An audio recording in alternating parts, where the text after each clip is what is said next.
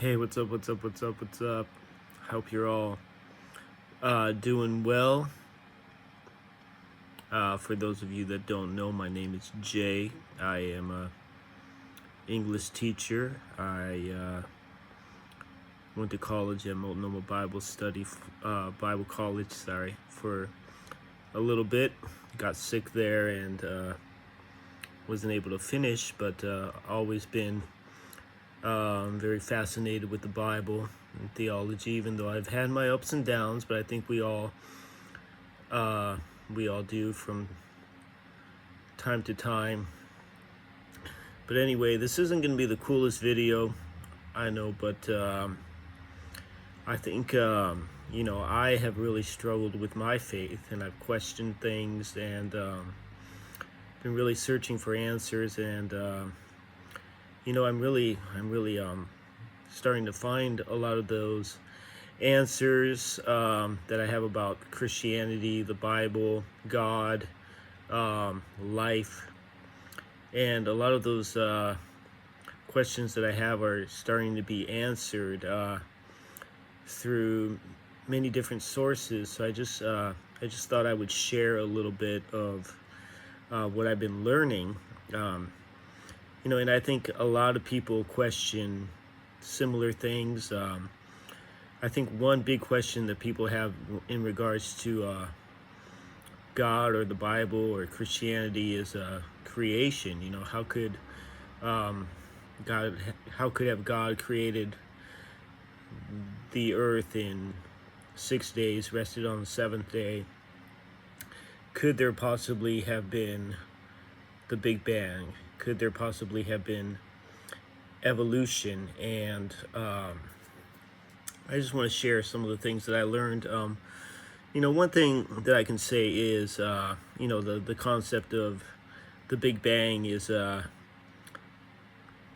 Earth and everything in the Earth was created out of nothing. Out of nothing, we have living species. Out of nothing, we have the Earth.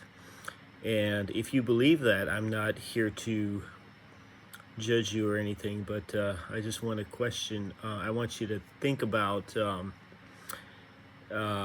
fact that every living organism has DNA that pretty much, is kind of like a code.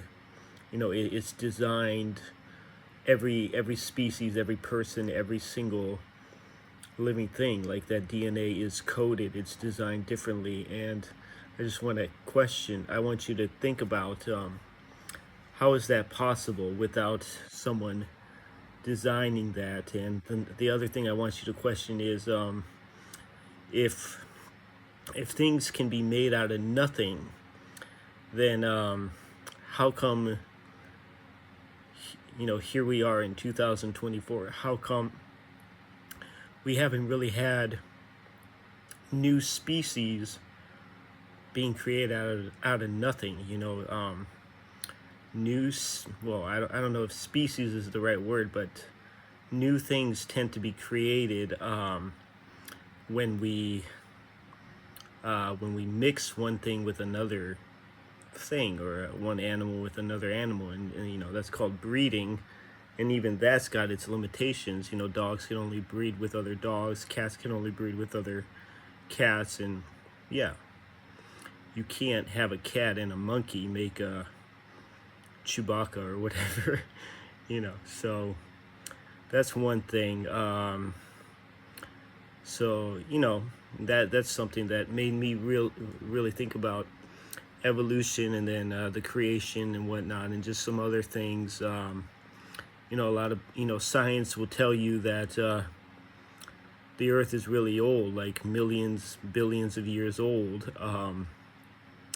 But the Bible kind of hints that we have a young Earth, or you know, the Earth is only 5, 6, 7,000 years old, something like that, 6,000 years old.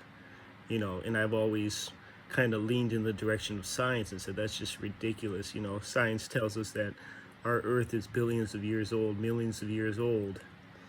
But the interesting thing is, if you struggle with that, if you're questioning that take a look at some of the oldest things from nature, the oldest things that are on this earth, and try to see how old they are. Some of the oldest things from this earth are the trees, and some of the oldest trees, how old are they? Guess what? 6,000 years old, you know.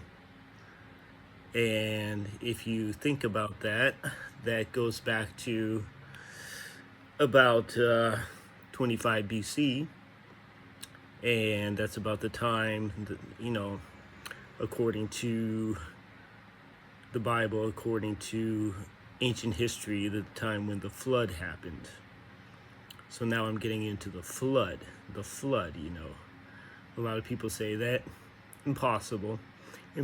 How can you put all of those animals on that silly little ark, that silly little boat? It would have sunk. There would have been too many animals. And just what I've learned about that is, you can say there's so many breeds of dogs, so many breeds of cats, so many different spiders, different birds, different, you name it, right? Like, were dinosaurs on that ark? And I'm just going to say, from what I've learned, the answer is no.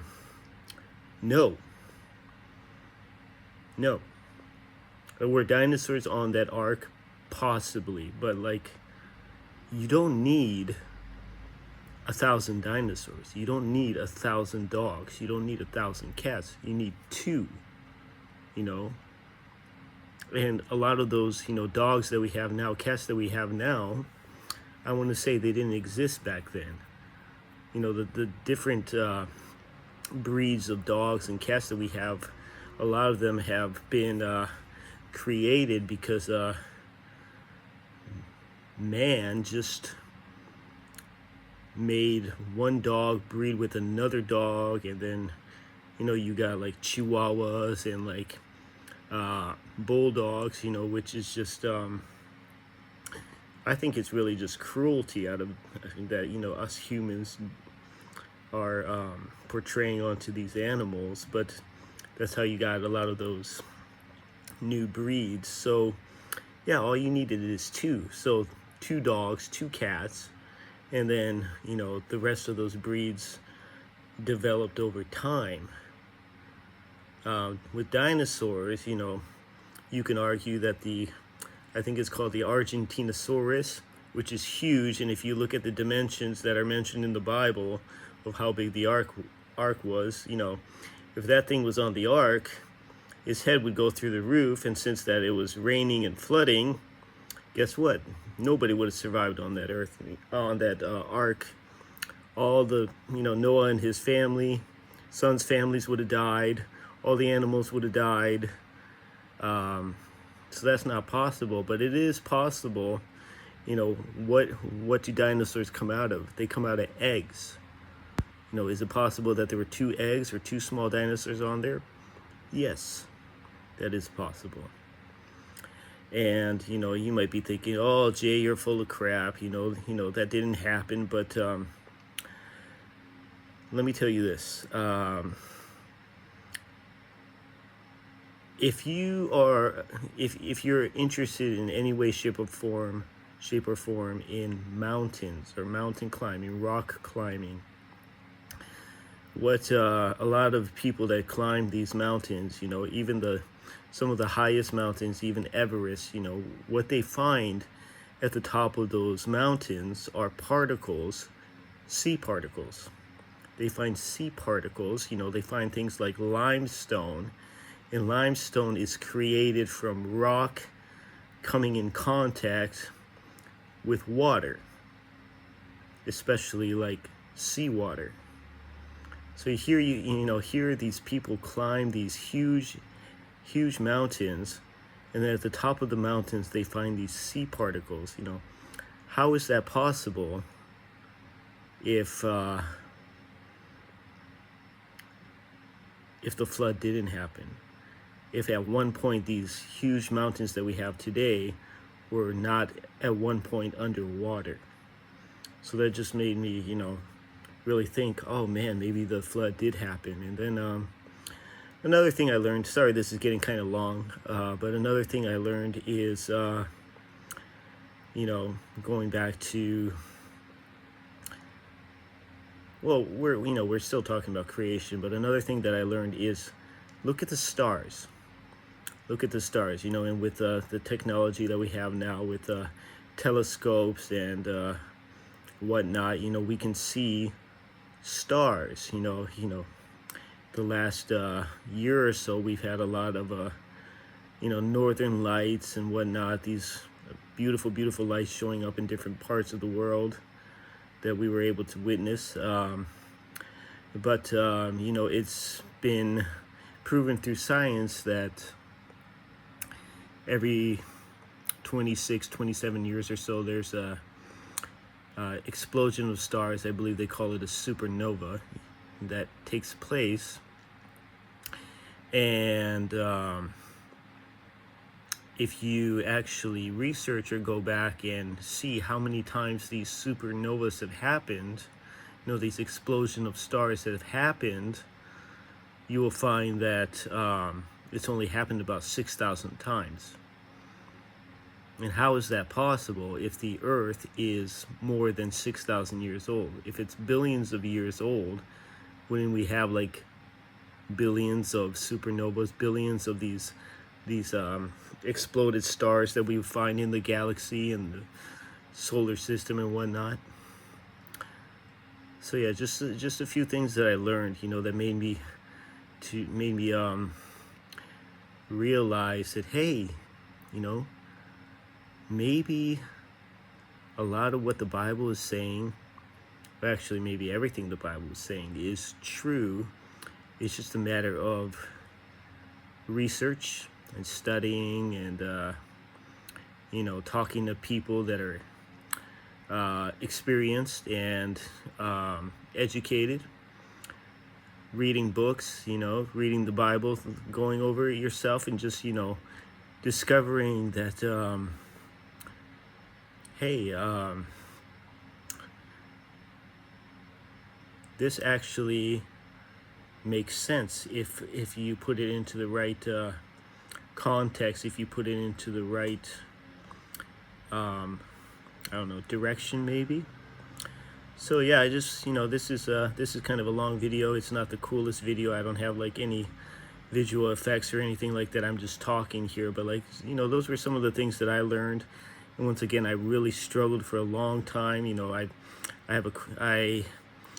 I've been sick for a long time. I've had a chronic sickness, so I've always questioned faith. But I just wanted to make this video to encourage you to keep seeking, keep reading your Bible, keep praying, talk to people that in your church or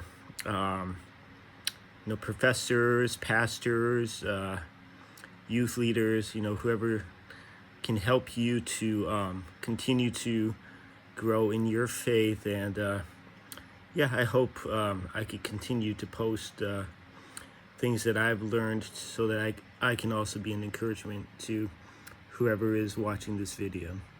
So thank you so much. Have a great day.